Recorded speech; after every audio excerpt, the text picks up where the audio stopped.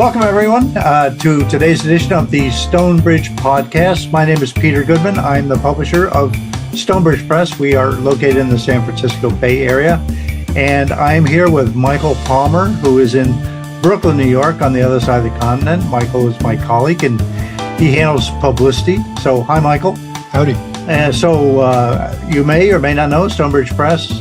We've been around since about 1989. We publish books on Asia, especially books about Japan. And if you want to find out more about us, you can find us online at www.stonebridge.com. And this is the Stonebridge Podcast, and we it's kind of a new thing, and we're mostly talking to authors, Stonebridge authors, and finding out a little bit more about the background of their books and about them as people, what led them to writing it, et cetera, et cetera. It's a lot of fun. I'm looking forward to talking to a lot of authors in the future. Today's victim, though, is a guy named Gil Asakawa. Hello, Gil. Hi, Peter. Hey, Michael. And Gil is the author of a very recently published Stonebridge Press book called Tabemasho, Let's Eat, a tasty history of Japanese food in America. And I got to say, it's a good title because I really don't have to tell you what the book is about anymore, do I? So we can just dive right in. I should mention, though, that Gil is a previous author of Stonebridge. He wrote a book for us a number of years ago. It was about 10 years ago now, Gil? More than that? Oh, there you go. 2004, and then revised in 2014. 2004. I'm saying like 10 years, and you're telling me it's like 18. All right, well, time flies, folks, and you're having such good time like I am here at Stonebridge Press. And Being Japanese American was a really, really fun book to do. It is full of, it's basically like Tabemasho. It's basically Gil writing about himself, but through the lens of Japanese American history. And he covers a lot of the, history of Japanese Americans, and also in Being Japanese American gets into anecdotes about family. He's got recipes, language, memories, lots of photographs. It's really, really a fun book. And I'm glad to say it is still in print. You can get that as a P-book or an e-book. And you can also do the same with his latest book, Tabemasho, which is also available as a P-book and an e-book just about anywhere where books are sold. Something you should know about Gil is that Gil is like super plugged into the Japanese American community in Denver, where he has lived for many, many years. And he writes a fabulous blog called NikkeiView.com. And I was just scrolling through it earlier before the podcast or in preparation. And I noticed some of the articles he's got, which are a wide range of topics. One is real interesting, learning about Asian Americans through pop culture. Got an article about a visit to the Amachi incarceration camp. He's got a salute to World War II Nisei soldiers. And a really interesting one, which I mean to read, is the wonton font, a racial stereotype. And actually, since we're talking about food, maybe we can talk about that, because the wonton type, of course, is on every Chinese food container from about, 1955 to, I don't know, they still use it? Maybe today, yeah. It's still there. Yeah, it says Chinese food or something obvious on the package. Anyway, Gil approaches this, from a lot of different knowledge about a lot of different subjects, but it always comes back to food. And one of the things I got to say about Gil is that Gil, you're one of those guys, right? You take pictures of meals that you eat and you post them on Facebook. I mean, yeah. So, everyone makes fun of people like you. Right? I used to do that. Yeah, right. So you have a thing about food, which makes you the perfect author for Tabemasho, Let's Eat. So what is your history? What was why the interest in food? Did you miss a good meal, or did you just have lots of good meals when you were growing up? I obviously had lots of good meals when I was growing up, and somebody asked me about that the other day. How did I become a foodie? And I realized, really, kind of from writing this book, that I kind of have always been a foodie. Because as a kid, I paid attention to my mom and what she cooked and how she cooked and the sound of her chopping on the wooden cutting board. A lot of my memories are very vivid about food from my childhood on. And even the things that register with me culturally that fascinate me, because I'm a writer, I'm a journalist. I was a music critic for many years, and I've written feature stories, and all my cultural things tend to be about history and pop culture and how they intersect. And I find that I do that with food. That the things that I was fascinated with, and the reason why I pitched the idea of this book to Stonebridge was that, gosh, Japanese food sure has become popular and mainstream, but gosh, it sure wasn't when I was a kid. Yeah. Well, let's talk a little about that. I mean, but getting back to your mom's cooking, what meal was it when she announced to you what you were having for dinner tonight? What was the one thing that made you go like, oh yeah, I can't wait for that? Gosh, I don't know if there's one single thing. She used to cook a lot of different things, but she stopped cooking some years back, and now she has dementia. She's in a memory care center, so we bring her food. But I remember the things that I treasured that I knew were kind of in Japanese, it would be mendokusai. In English, it's a pain in the butt. Right.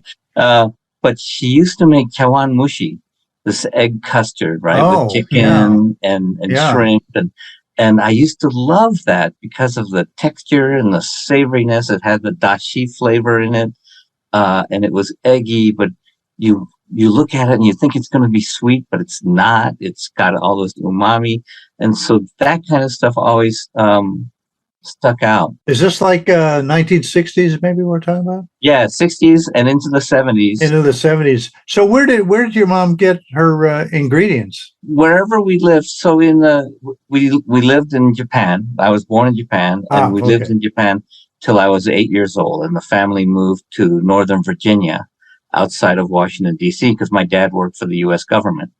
And we would drive into D.C. every week for a grocery run to the one Japanese supermarket in DC at the time. I hope there are more. And then in 1972, when I was in high school, we moved to Denver, and there was one, Japanese supermarket in Denver, which is still around. It's called Pacific Mercantile, and they have everything. So, and in fact, in both cities, my mom used to make mochi manju, which is the mochi with the sweet bean paste, anko, in the middle. Right. And she used to make it, put them in trays, 8 to a tray, and we deliver a bunch of these trays of mochi to both these stores in DC and in Denver. And she made a little extra money doing that for years. Did you ever take friends out to? Well, let me ask you: were there any Japanese restaurants? Yeah, when we moved to DC, I don't remember the Japanese restaurants except for Benihana, because it was, it opened in DC probably just about 1966 when we got there, because the first Benihana opened in 1964 in Manhattan. It was a special night out, family night out, when we had guests or visitors from out of town. My dad would take us all out to Benihana, and that was our Japanese restaurant. It wasn't really very Japanese. We must have gone to Japanese restaurants, but my mom cooked a lot of that at home. When we got to Denver, there were Japanese restaurants. There were like 3 that we went to pretty regularly. Now And they're all probably 10 times that or more now. Or more, yeah, I'm sure. Yeah. And not all of them are that great or that authentic. It's authentic is kind of a loaded word. So let's kind of go back to Denver when you were a bit older. And did you ever take your friends out to Japanese restaurants? And if so, what do they think of Japanese food? The ones who are not Japanese, I mean. I don't remember ever taking my friends out or going to Japanese restaurants with friends from high school. All my friends were white, and like my high school in suburban Denver. At the time, in the early 1970s, my older brother and I were the only Asians there. There was one African American student, one out of like a graduating class of 600, right? I remember going to like Mexican restaurants. I remember hanging out at Village Inn Pancake House, and after football games, going to pizzeria, but not a Japanese. Maybe that's because the Japanese restaurants weren't nearby where we lived. And like you say, there are only 3 of them. Yeah, exactly. Yeah. So, and there was kind of like what would you call it? Maybe a yuck factor in, for people who didn't eat Japanese food, particularly when it came to raw. I know my mother, at that time, I had been living in Japan for a number of years, came back and want to take my mother out to a Japanese restaurant, and she was having none of it. She's just repelled by the whole idea. Yeah. So what do you think when did that transition happen from it's like, oh, I wouldn't touch it, to like, yeah, it's really cool. Yeah. Let's go out and get some Japanese food. I couldn't pinpoint like a tipping point for it, but you can see it gradually reflected in pop culture. Like I said before, I watched kind of the development of culture through the lens of pop culture. And, it was Japanese food when we first moved to the States and I was in 3rd grade. It was gross and weird and exotic and, oh, you eat raw fish.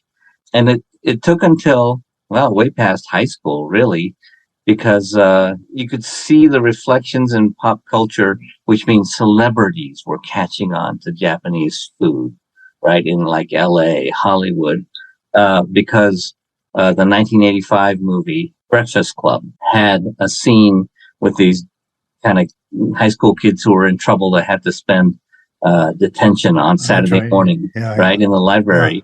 And Molly Ringwald, who's the spoiled rich girl, pulls out a bag and pulls out a lacquered bento box and pulls out a shoyu or soy sauce bottle with no like covering on it. It's the poor kind. And I'm like, how does that not leak all over her bag? I don't know. But she opens it, and Judd Nelson, who is kind of the punk thug that's also in detention, looks at her and goes, "What's that?" And she goes, "Sushi. Like, you're so stupid. I eat sushi." And she explains it's raw fish. And Judd Nelson goes, I don't have the words exact, but it's something to the effect of, you won't let me put my tongue in your mouth, but you'll eat that, And that's 1985. And to me, that tells me a lot about about where Japanese food was in the spectrum of American mainstream. But then just a few years later, this was 1989, I believe, 1988, a couple years later, in Esquire magazine, this is Michael J. Fox, who was a pretty big... Oh, God. I thought that was Donald Trump at first. Kind of does look like Donald Trump, huh? Sorry. Trump probably copied this photo, the pose, But, it's Esquire magazine with Michael J. Fox, who's a huge star at the time.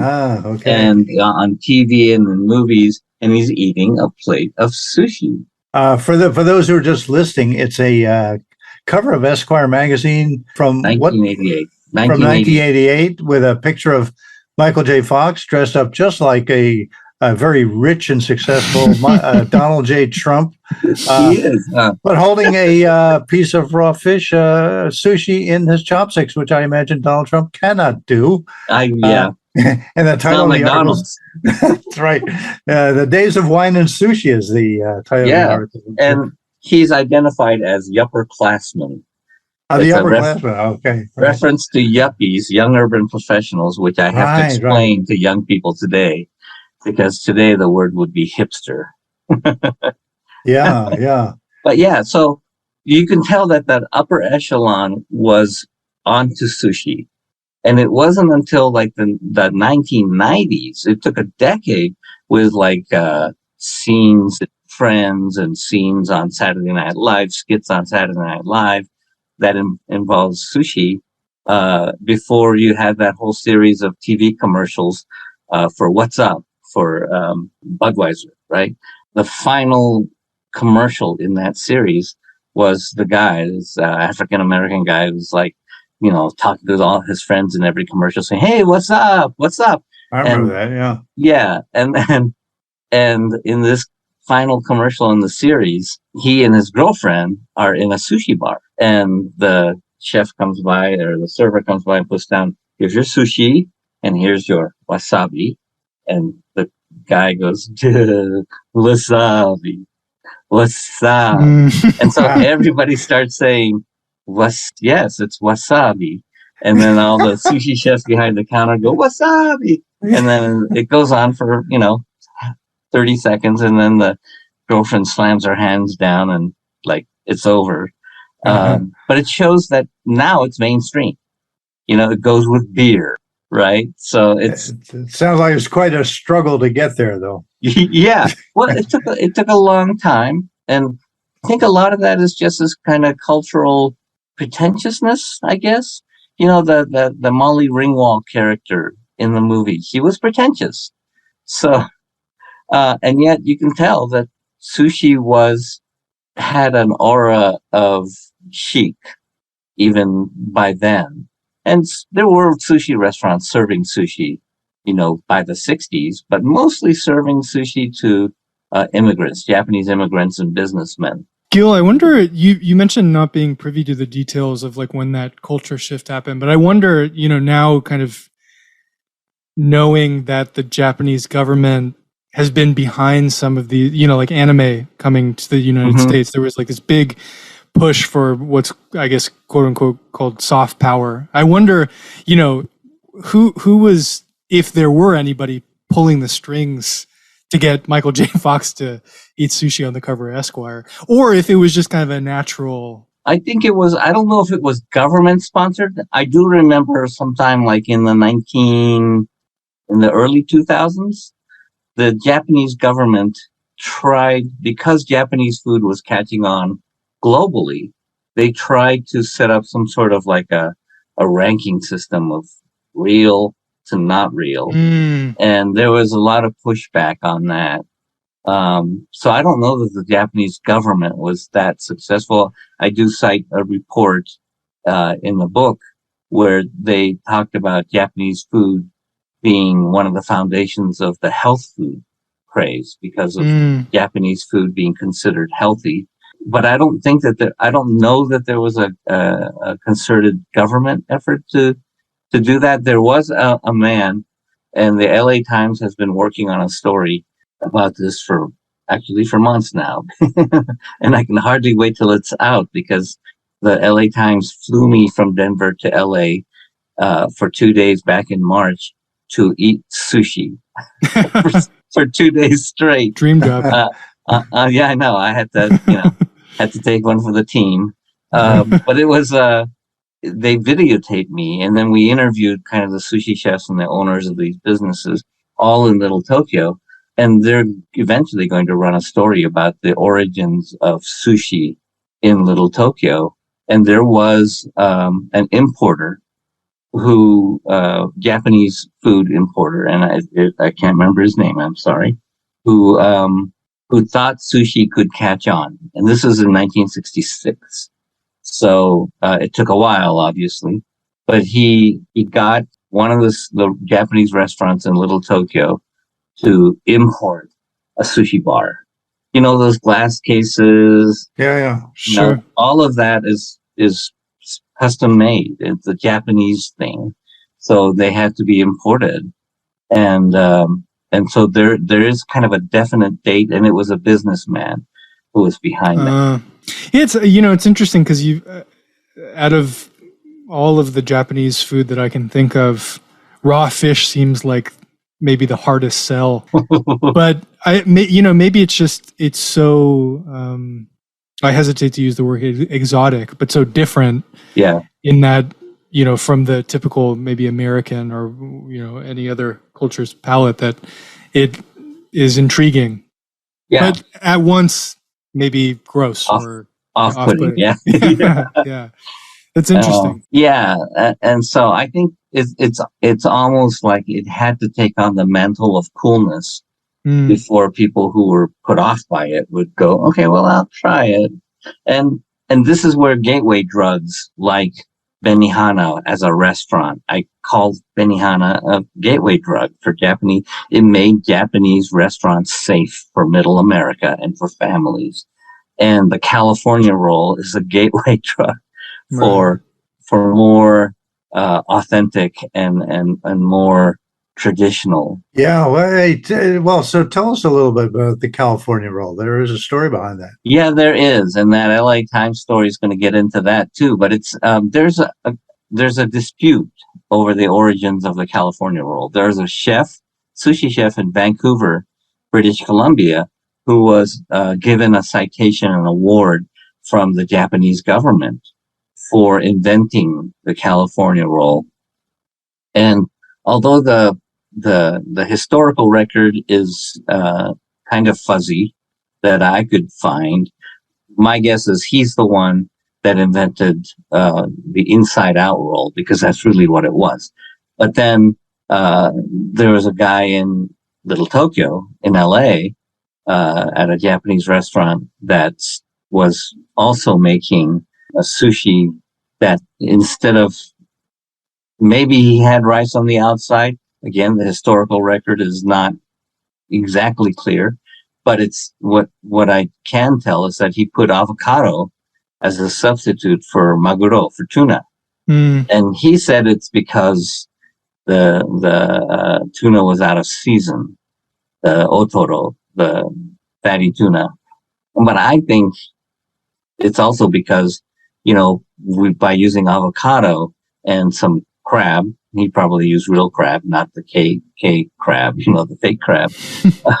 But by using avocado, it had the same mouthfeel as tuna. That's right. Yeah. Yeah. And so it was more acceptable to people who were put off. You do not get California rolls in Japan, or at least you did not back then. Maybe they've imported them, but the whole point of like the rice on the outside is like a gaijin thing, right? Yeah, it was invented by the guy who did the inside out roll, and as a way to placate gaijin or foreigners or Westerners who were grossed out by the thought by the look of nori or seaweed, which is weird to me, because that's like, seems like I would be grossed out more by eating raw fish than seaweed.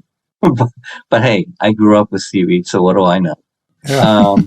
But yeah, so it was, putting rice on the outside was an invention to placate, to calm down the fears, uninitiated. And the same thing, I think, with using avocado instead of tuna. Both kind of contributed to the acceptance of sushi. And from there, it is a gateway drug, because then you can be more adventurous. Yeah. Well, I know, I like I say, I live in the San Francisco Bay Area over near Berkeley, and there was kind of a divide between Japanese restaurants. There was, on one hand, you had the very shishi restaurants, very high end. Everything was quiet, subdued, elegant, Shibuya aesthetic, that whole thing. But then there was a whole bunch of other places, one that would cater to students. And so everything was like conveyor belt, cheap, small portions, but lots of rice, and filling. And also there was a lot of like home cooking restaurants, where it wasn't sushi, because, to have fresh sushi, you really have to know your stuff. You have to be trained, and you certainly have to go to the market and get the right stuff. And presumably, if you don't know what you're doing, there's a lot of very expensive waste. So these home cooking places did not do raw fish, but they did noodles and grilled chicken and stuff like that. Grilled fish, yeah. And I remember going to places and getting bowls of ramen, and it was cheap. It was just like an ordinary pedestrian, one cut above street food. And now ramen joints, a lot of them have become like super high-end places, and it's like, man, it's just a bowl of noodles. Yeah. It is weird how that's progressed as well, because when I was in college in the 70s, instant ramen was introduced to the U.S.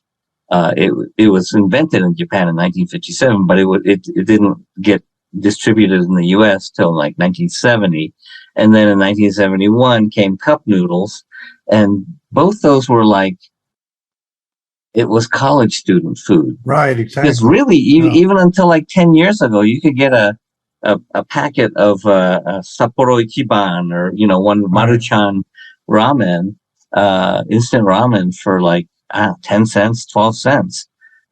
So it was always this cheap,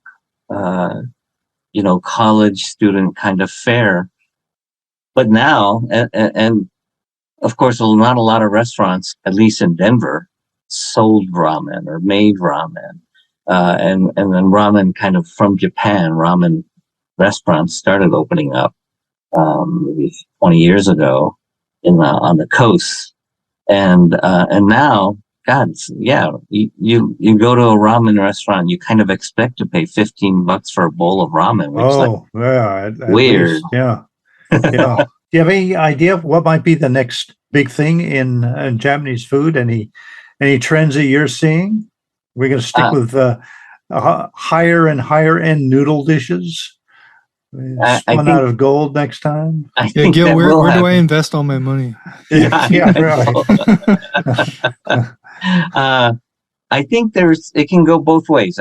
It can always get higher and higher, because for one thing, there is this kind of push to do like omakase sushi restaurants, kind of the Jiro dreams of sushi place, right. Exclusive $300 dinners. The chef gives you whatever he has, and you don't question it. And I can't even afford to go to that. That's what's most popular here in New York. I mean, my wife and I, we barely go out to eat Japanese food. She's originally from Orange County, like Southern California, and there it's, you can go anywhere and it's really cheap. So it's unfortunate that here mostly it's so expensive. Like it's omakase or it's just exclusive stuff, right? And but at the same time, I think there is a place for those. There's family restaurants, right? Family-owned restaurants where you can get like the kind of meals that my mom used to cook. Rice, grilled salmon, some tsukemono, pickled vegetables, and some miso soup, and it might cost you $10 or $12, but still, it's not like a $200 dinner. And I think there's room for that. And then here in Denver is the remnants of the Yoshinoya beef bowl chain that started in Denver, the U.S. Outpost of Yoshinoya, was headquartered in Denver in the 1970s, and they're all over Japan.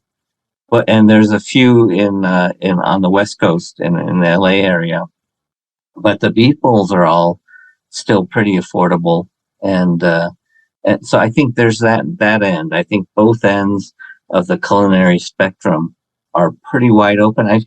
For years, I have said that I think the next big thing in Japanese food that people are going to catch on to is udon, because San Francisco's Japantown has an udon place. LA's Little Tokyo has an excellent udon place, and my mom's kind of favorite noodle is udon. It's not, or soba, but it's udon. It's not ramen.